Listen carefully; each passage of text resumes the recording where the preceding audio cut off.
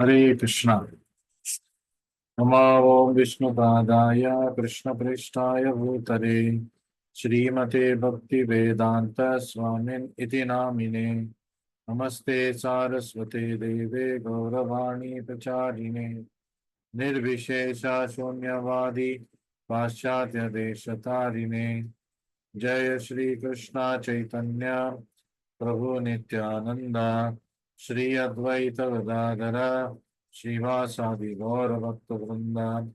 हरे कृष्णा कृष्ण कृष्णा हरे हरे, हरे राम राम राम हरे हरे।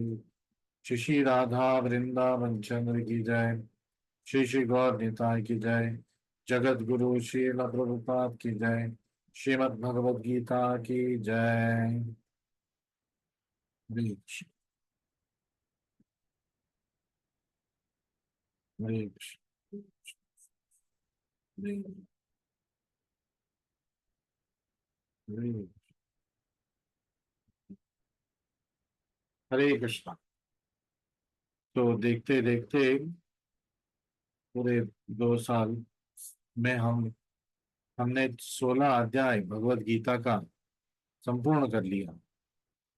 तो time just flies. 2 years ago, slightly more than 2 years ago, we started off with our Bhagavad Gita sessions, the greater life, the Bhagavad Gita way. And today we are at the doorstep of starting the 17th chapter of Bhagavad Gita, the penultimate chapter of Bhagavad Gita. तो 17वां अध्याय का नाम है तो the divisions of faith. 17th chapter is called as the divisions of faith। श्रद्धा का अलग अलग स्तर। सो 16वें अध्याय में हमने दैवी गुण और आसुरी गुण के बारे में विस्तार से जाना कृष्णा से। So in the 16th chapter, we learned quite in detail the aspects of divine people and demonic people and the characters and attributes of these kind of people. So we now move on to the 17th chapter, which talks about the divisions of faith। श्रद्धा का अलग स्तर होते हैं। तो और ये स्तर भी त्रिगुणों पे आधारित। जैसे कि कोई सत्व गुण में है, उसका कुछ क्षेत्र में, जैसे कि हम बोले आहार के क्षेत्र में, his faith, his practices in terms of consumption of food, likes and dislikes of food are of a particular type, and that of a Rajoguna person, his likes, dislikes are of a particular type। तो सत्व गुण के व्यक्ति का आहार पदार्थ seven अलग है रजोगुण और तमोगुण के व्यक्तियों से। उनका स्वाद अलग है।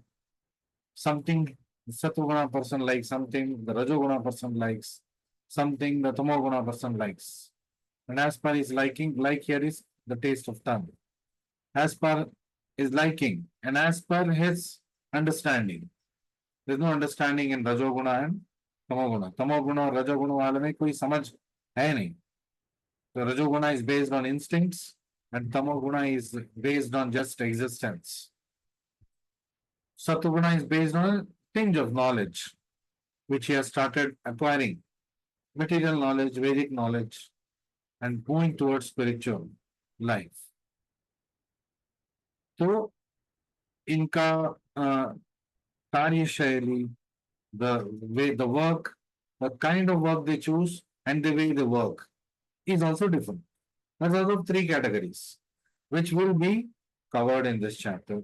So like that, many things categorized as sattva, raja, tamaguna, Krishna brings about in this chapter, and he ends the Bhagavad Gita with the description of this chapter, and in the 18th chapter, he, like in the second chapter, again summarizes Bhagavad Gita. Krishna, like Arjuna, puts up a, you can say that the summary questions. आखिरी कुछ प्रश्न अर्जुन पूछते हैं 18वें अध्याय में, जो पहले 17 अध्याय के आधारित पे हैं. It's like revision. And Krishna again concisely goes on answering those questions. And I told you one chapter and the second chapter are always connected, and the second chapter is connected with the third chapter.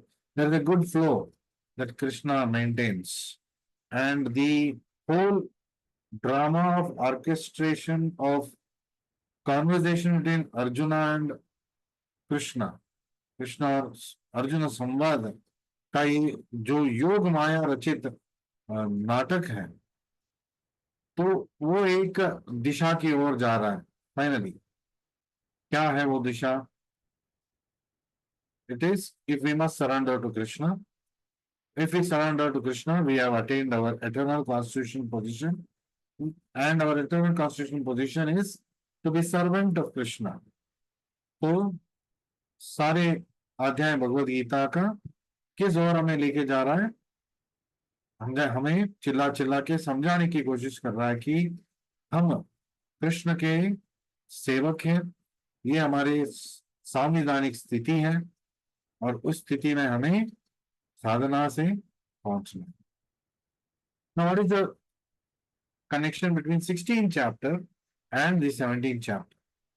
16 और 17 अध्याय के बीच में क्या mail है? So in the 16th chapter, तो 16वें अध्याय में हमने क्या सीखा? We talked about, Krishna talked about the divine life, divine people and demonic people. दैवी गुण संपन्न व्यक्ति और असुरी गुण भरित व्यक्ति. संपन्न नहीं कहूंगा मैं, भरित व्यक्ति, फॉर असुरी गुण. सो और कृष्णा ने निरूपित कर दिया था, द फेथफुल फॉलोअर्स ऑफ शास्त्र डिवाइन, जो शास्त्र प्रमाण से आधारित जीवन जीते हैं.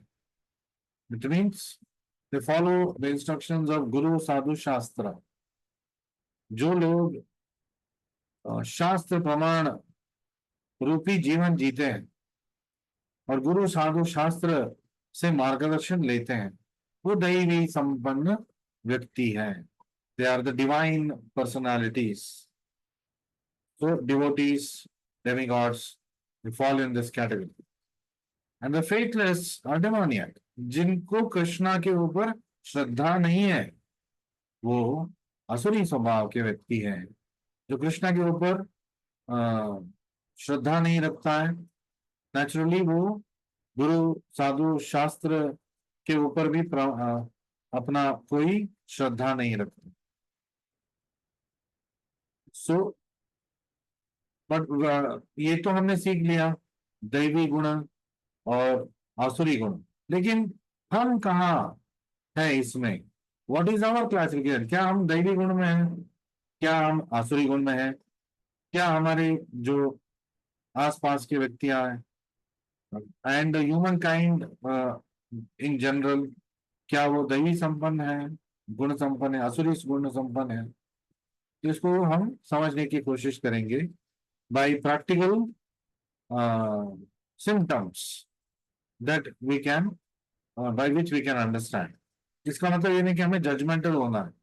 तो इस अध्याय के बाद सबको हमें एक क्या बोलते हैं, वेइंग स्केल में डाल के उसको उसका वजन नहीं मापना है. We are not here to categorise people. We have to know the basics of it, but we have to not go on applying it to other people. It is to apply it on ourselves. सारे जो भगवद गीता का ज्ञान है, ज्ञान सब हमारे लिए है, आचरण हमें करना है. तो दूसरों का अवगुण गिनती करने के लिए हम ये नहीं पढ़ रहे हैं. अच्छा ये इसका असुरी गुण है क्या, इसका दैवी गुण है क्या? हम दूसरों को मार्क्स देने पे लग जाते हैं। ये इसलिए नहीं सीख रहे हम, ये हमें अपने आप को तोल के हमें सही मार्गदर्शन, सही मार्ग में जाने के लिए हम ये आ, कोशिश कर रहे हैं भगवत गीता का अध्ययन से। सो अगर कोई शास्त्र प्रमाणित जीवन नहीं जीता है, क्या होता है? अगर कोई शास्त्र प्रमाणित जीवन जीता है, उसका जीवन में क्या क्या होता है? So that Krishna is already, संक्षिप्त में उसने हमें समझा दिया है। सो अगर वो सत्व गुण में है, रजोगुण में है, तमोगुण में है, जो हमने 13वें अध्याय और 14वें अध्याय में अश्वत्थ वृक्ष के बारे में बात किया, 15वें अध्याय में अश्वत्थ वृक्ष के बारे में बात किया specifically, 13th and 14th chapter we were introduced to the concept, and in the 15th chapter we were introduced to that banyan tree, where we fall within that banyan tree, हम कहाँ आते हैं। तो 17वां अध्याय, the 17th chapter is broken down into smaller subsections for our spiritual study। तो हमारे अध्ययन के लिए 17वें अध्याय को हम छोटे छोटे हिस्सों में पढ़ सकते हैं, मतलब कैटेगराइज्ड इनटू डिफरेंट सेक्शंस। तो पहले श्लोक से 7वें श्लोक तक, 17.1 to 17.7 सेक्शन 1 है। इसमें क्या हम सीखेंगे? The modes, the modes determine one's faith and one's worship. जिस गुण में हम हैं या कोई व्यक्ति है, सत्व गुण, रजोगुण, तमोगुण या शुद्ध सत्व गुण, तो इसके ऊपर आधारित है हमारा श्रद्धा कहाँ पे है, और इसके ऊपर आधारित है हमारा पूजा पाठ विधान कहाँ पे हो रहा है। whom I worship and what faith I have in terms of my devotional or not so devotional life, that is determined by what? It is determined by my guna quotient, if I can say that. The modes, the quotient of the modes we have, the proportionality that the modes are there in us. If there's a high amount of sattva guna, our character is different. A high amount of tamo guna, our character is different. So our character, behavior, habits, choices, they're all dependent and heavily driven by our gunas. That's why Krishna is telling, और ये गुण के आधारित पे जो हमारा चरित्र है, जो हमारा व्यक्तित्व है, जो हमारा सेवन का पदार्थ है, जो हमारा जीवन शैली है, इसका क्या प्रॉब्लम है? What is the problem with these things? The problem with sattvaguna, rajoguna, tamoguna, that include sattvaguna, is they are all material in nature. ये हमें भौतिक विषयों में उलझा के रखेगा। तो कृष्णा इज दैटफोर टेलिंग त्रैगुण्य विषया वेदा, निस्त्रैगुण्य और भावार्जुन, वेद शास्त्र में उलझो मत, समझ जाओ और भक्ति में लग जाओ। क्योंकि त्रैगुण्य विषया, वेद क्या है? त्रिगुणों के बारे में ज्यादातर बात करता है। निस्त्रैगुण्यो भवार्जुना, निस्त्रैगुण्य, उस त्रिगुणों के ऊपर अतीत आप जाइए, भक्ति के मार्ग में आप आइए।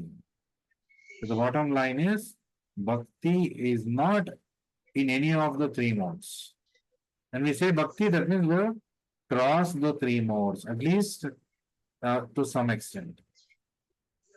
So Arjuna asks about, तो अर्जुना क्या क्या पूछते हैं कि मैं भगवद गीता is here. अर्जुना क्या क्या पूछते हैं इस पर्टिकुलर सेक्शन में? Arjuna asks about the situation of one who worships but not according to शास्त्र। तो उन्होंने सुना 16वें अध्याय में शास्त्र विधि और शास्त्र विधि उत्सृज्य करने से क्या होगा। तो कृष्णा, तो अर्जुन पूछ रहा है, ठीक है, शास्त्र विधान के अनुसार न करते हुए कोई पूजा कर रहा है, अब पूजा तो वो कर रहा है लेकिन वो शास्त्र आधारित नहीं है, उसका क्या होगा? और फिर अर्जुन पूछते हैं अर्जुन बहुत सारे ऐसे प्रश्न पूछते हैं जो इस एस्पेक्ट्स पे कंसंट्रेट करते हुए हो जाता है. So he concentrates, Arjuna concentrates on asking questions about what happens when a person is in this guna, that guna, or this guna, and what happens when one is above those gunas. What happens when somebody is entangled with these three gunas, but he is somehow doing worship. So Krishna replies that one who doesn't follow Shastra, worships according to the faith dictated by his acquired mode of material nature. तो शास्त्र विधि को नहीं मानता है, मार्गदर्शन से नहीं चलता है, तो वो अपने गुणों के आधार पे सारे कार्य करता है. So it now tells us that चाहे हम कोई भी गुण में हो, उसकी कोई हमें चिंता नहीं है अभी इस वक्त, क्योंकि हम साधना वक्त है. हमें केवल अपने मन से कोई कार्य नहीं करना है, इसलिए because it is dependent on the modes of nature we have. गुणों के आधारित पे हमारे सारे चॉइसेस रहेंगे, इसीलिए हमें इसके आधारित पे चॉइसेस नहीं करना है. लेकिन मैं तो आध्यात्मिक व्यक्ति नहीं हूँ, कोशिश कर रहा हूँ साधना से, तो how will I overcome this dilemma of choices. तो ये जो मेरे जीवन में अनेक संदर्भ आते हैं, चॉइसेस आते हैं, उसको मैं कैसे, मतलब how do I choose the right thing? You will not be able to do on your own. How do you do it? Based on the instruction given to you by Guru, Sadhu, Shastra. So these are the the parallel tracks that of spirituality: Guru, Sadhu, and Shastra, that takes us on the journey of spiritual life. So all the three aspects should be there, otherwise we will get derailed. तो जैसे कि हमारे आध्यात्मिक जो जीवन है वो किस पे आधारित होना चाहिए? गुरु, साधु और शास्त्र के वचनों से, प्रवचनों पे आधारित होना चाहिए. In the second section of this chapter, दूसरे भाग में 8वें श्लोक से 10वें श्लोक, 3 श्लोक में Krishna talks about food in the modes. आहार, त्रिगुणों में आहार कैसे हम कैटेगराइज करेंगे. So the easiest way to discover a man's situation under the modes is by observing the foods he eat. केवल वो कैसे खाना खा रहा है, कैसा उसका चॉइसेस है, what are its likes and dislikes, इससे हम पता कर सकते हैं कि इस व्यक्ति का जो फाउंडेशनल गुण है वो क्या हो, जो स्वाभाविक गुण है वो क्या हो. What is the foundational character of the person? We can come to know by the choice of food he has and the way he eats it.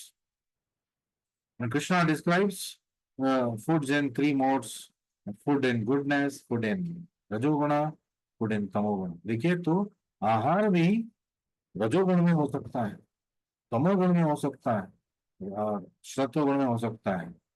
और उसको खाने वाला उसको पसंद पसंद करके खा रहा है, तो वो जो खाना खा रहा है उसको भी हम अंदाजा लगा सकते हैं कि ये गुण में है.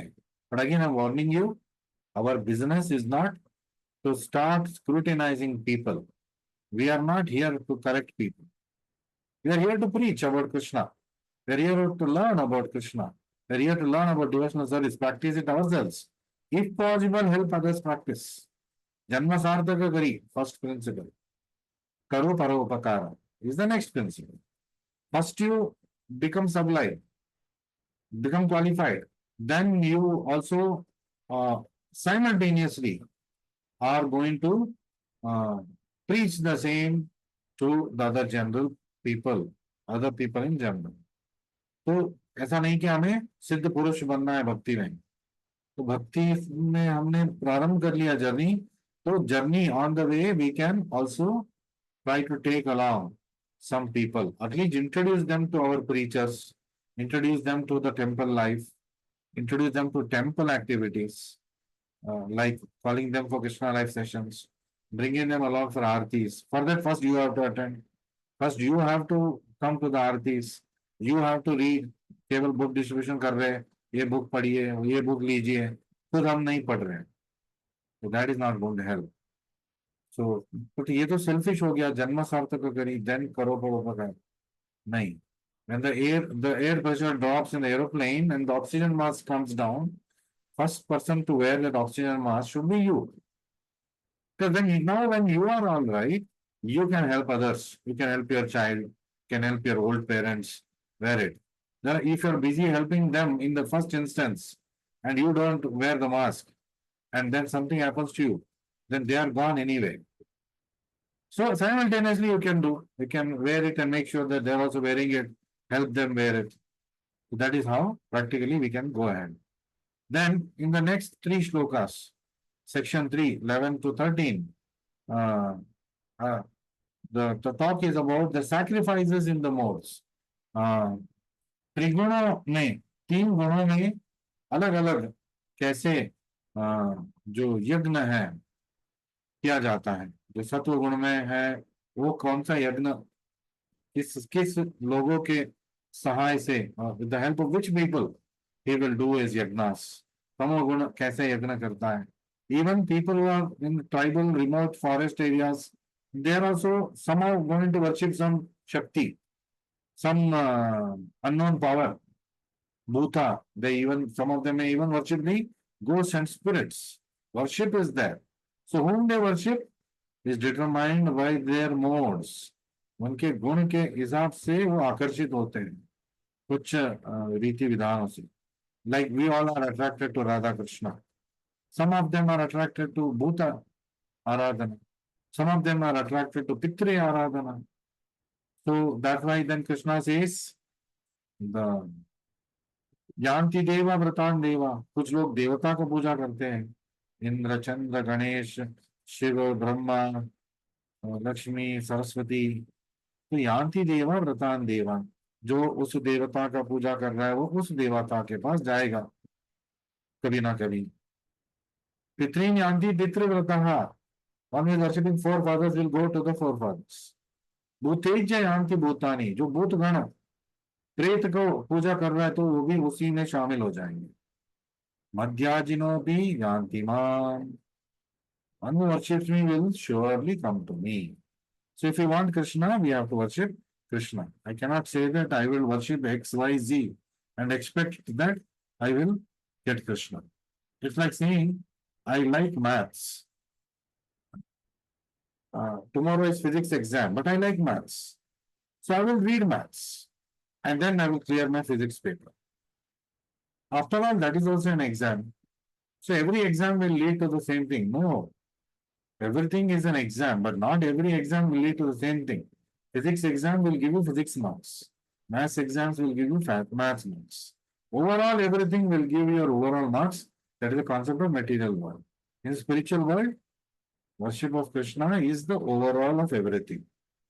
There is no other thing to acquire. So sacrifices also can be performed dutifully. कर्तव्य निष्ठा से करना, तो ये सत्व गुण में है.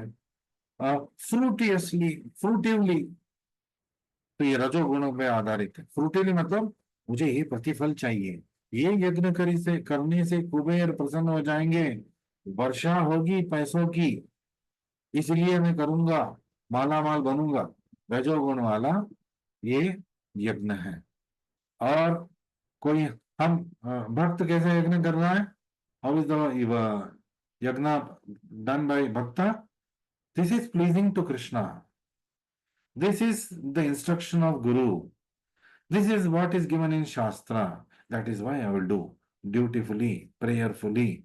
ये सत्व गुण पे आधारित है. फिर अनफेथफुली, तमोगुण. वो जो भी कर रहा है वो भी मतलब श्रद्धा से नहीं कर रहा है. चलो जो रजोगुण में है वो श्रद्धा से तो कुछ तो कर रहा है, अपने लिए कर रहा है, लेकिन श्रद्धा से कर रहा है. जैसे कि very diligently, the people in mode of passion, they work very hard. They're very sincere in their work, but the end result they want is their enjoyment. अपना enjoyment के बारे में वो सोच रहे हैं. So, and Sattva person also may be thinking about his benefit, but at least he is thinking in benefit in terms of the stepping stone of spiritual life. अच्छे कार्य करने से, अन्नदान करने से, ये करने से स्वर्ग प्राप्त होगा, भगवान जी का कृपा मिलेगा. At least this is better. सत्व गुण में जो सोचेगा ये कुबेर मुझे धन की वर्षा कराएंगे, फिर मेरे कोई भी कार्य में विघ्न नहीं होगा, गणेश जी प्रसन्न हो जाएंगे, मुझे ऐसे ऐसे कार्य करना है, अनेक अनेक बिल्डिंग कंस्ट्रक्ट करना है, करोड़पति बनना है और लाइफ को एंजॉय करना है. Mode of good, mode of passion. So, and then austerity is also in three more, that is discussed in the next three verses. Verse number 14 to 19. So next 6 verses. Austerity. Austerity मतलब तपस्या. तपस्या भी 3 स्तर पे हो सकता है. सत्व गुण में तपस्या, रजोगुण में तपस्या, and तपस्या in the modes of तमोगुण, in the modes of ignorance. So, फिर there is austerity of the body, there is austerity of speech, there is austerity of mind. मतलब हमारे तन, मन और वाक का नियंत्रण करना, तपस्या करना उन तीनों से, जैसे कि किसी को कठिन शब्द नहीं बोलना. So the austerity of speech. तो ये मान के ये फॉलो करना कि इससे भगवान संतुष्ट होते हैं. गुडनेस, इससे मेरा फायदा होगा, वो मुझे पसंद करेगा और वो मुझे उससे लाभ होगा. रजोगुण वाला कोई फर्क नहीं पड़ता है, जो हम करना है हम करेंगे, जैसे हमें करना है वो करेंगे. तमोगुण वाला ऑस्टेरिटी है. There are a lot of people who do austerity, very, they don't eat, they are not bothered about taking bath, they are not bothered about rituals, they are not bothered about, even their own benefit. So this is all tamoguna. Somebody is wanting his own benefit, rajoguna. Somebody is wanting to please the devatas, at least he is in mode of goodness, and is now come to stage of understanding Krishna, प्रारंभिक स्थिति सत्वगुण में, तो उसका तपस्या उस स्तर पे होता है. लेकिन जब हम गुरु के शरण में आते हैं तो we go beyond these modes and our activities become situated in शुद्ध सत्वा, pure devotional activity. Although we are not pure, हम शुद्ध नहीं है, लेकिन जैसे कि the iron filing in contact with the magnet becomes magnetized, it starts behaving like magnet. जो लोहा है, जो चुंबक से संपर्क में आते ही वो भी चुंबक जैसा ही बिहेव करता है.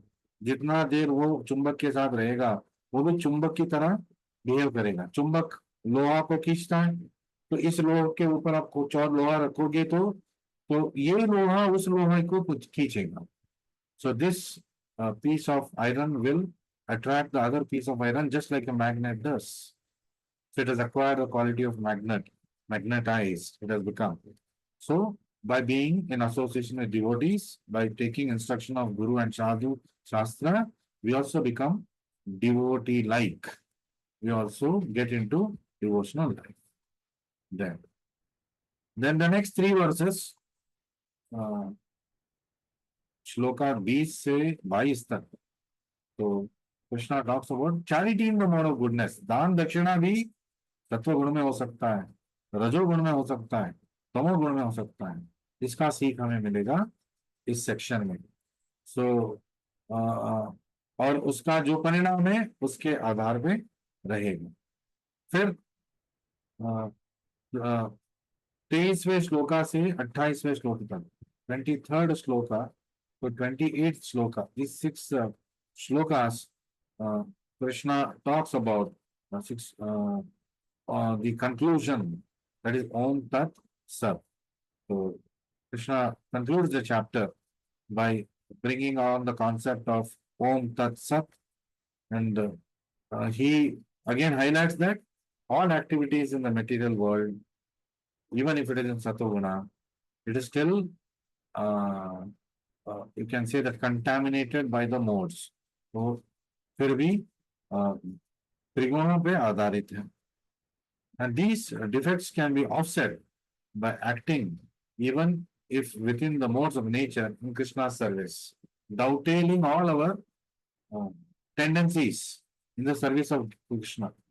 So जब तमोगुण व्यक्ति वो भी अगर उसमें थोड़ा भी सम अमाउंट ऑफ सत्वगुण में भी देयर समवेयर, उसके वजह से उसका भाग्य खुलेगा और एक गुरु का, सच्चे गुरु का उसका लाभ मिलेगा, एसोसिएशन का, सत्संग का, और थोड़ा बहुत भी उसके ऊपर श्रद्धा आएगा एक सच्चे गुरु का, बोनाफाइड स्पिरिचुअल मास्टर, और कुछ भी वो करेगा थोड़ा बहुत, वो Krishna will consider that, and he can even the guru then knows how to utilize this tamoguna tendency also in Krishna service. जो कोई एक लेबर की तरह काम करना चाहता है, somebody wants to work without focus, पता नहीं जिंदगी में क्या चाहिए, लेकिन काम काज करना है, दुनियादारी सिखाता है घर में, वरना बीवी डांटती है, बच्चे घूसते हैं, माँ बाप डांटते हैं, तो चलो काम पे चलते हैं. It is not being done dutifully, prayerfully, not even for his own benefit, क्योंकि उसको नहीं करना है, वो आराम से सोते रहना चाहता है, लेकिन इसके लिए आ रहा है. तो that tendency also can be doubted. The spiritual master, Shastra, Sadhu know how to dovetail it. That's why your preachers, they will look at your best strengths, your weaknesses, and then try to guide you according to that. How are they getting this guidance? Not by their own.